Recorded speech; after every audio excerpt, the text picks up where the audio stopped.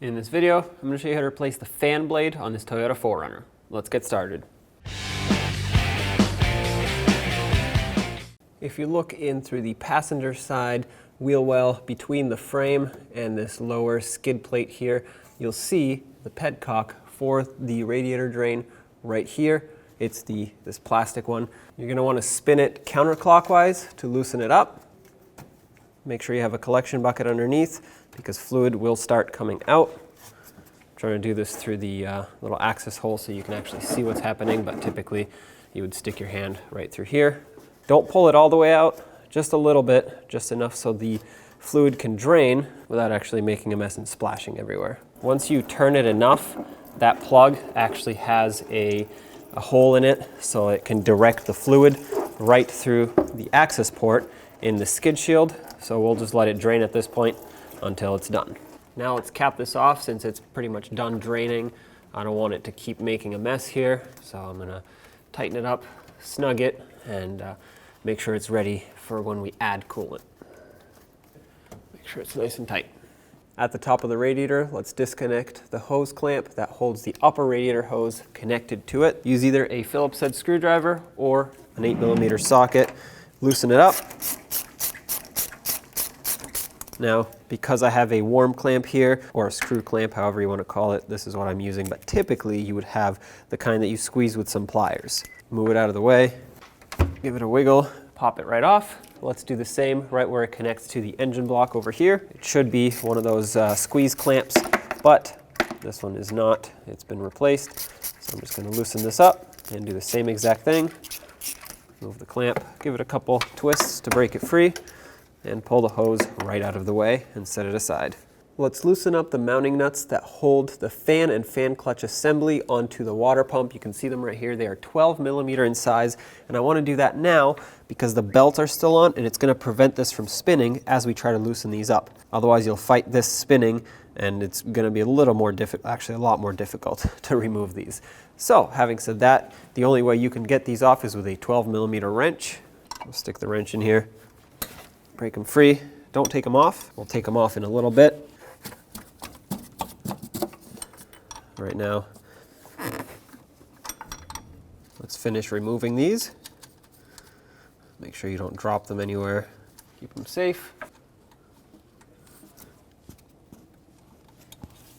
For this last one, I'm going to stick a magnet down here so it can catch it as soon as it comes off. Okay, there it is. Be careful, but you're going to want to break this free. I'm going to take a little pry bar and just pry it off. The reason you want to be careful is because you don't want to jam this right into the radiator. There we go. Slide it up and out.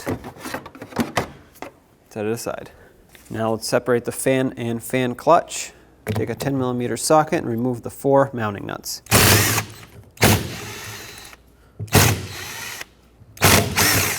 Let's separate these. Lift it up, take a rubber mallet and tap it. There we go. Set this aside. Take the new fan blade. Make sure that it's facing the same direction. You don't want to accidentally put it on backwards, even though I'm pretty sure it won't fit. Regardless, this one that came out with a stud, I'm just going to put right back like that. And then just re-secure the other ones. Tighten these up. I'm going in a cross pattern so that I make sure this seats properly.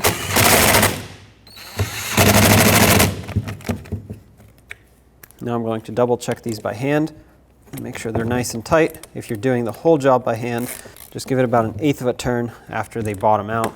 That should be plenty tight. They are small.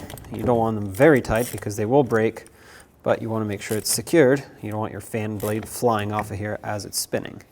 Let's install this in the vehicle now. Slide the fan down. Make sure you don't smash your radiator with it.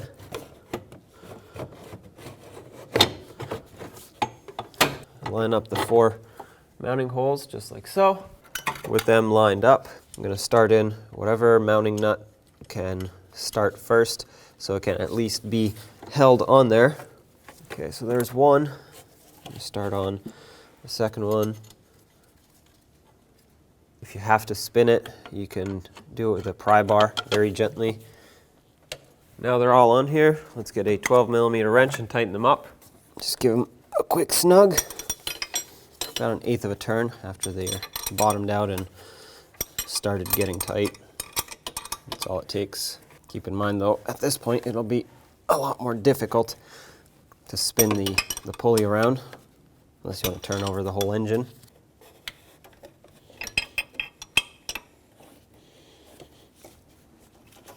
Okay, last one is right underneath.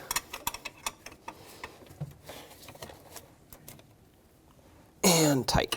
Okay, so now these are all tight. Perfect. Now let's get the hose back on the engine side. Make sure you have a clamp on here, and then we'll re-secure it onto the radiator side as well. Let's tighten up the clamps. Once they get snug and they start squishing the hose, don't go more than a full turn because you can strip them out. And once these strip out, well, you can't use them, you have to replace them. They won't hold under pressure anymore. So right about there. Let's do the same to this one.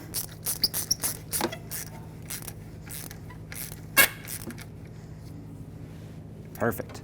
Now let's fill the cooling system. Open up the radiator cap, set it aside, and use the appropriate type of coolant. If you're unsure of what to use, refer to your owner's manual, and just fill it up until you can see that the radiator is full all the way to the top.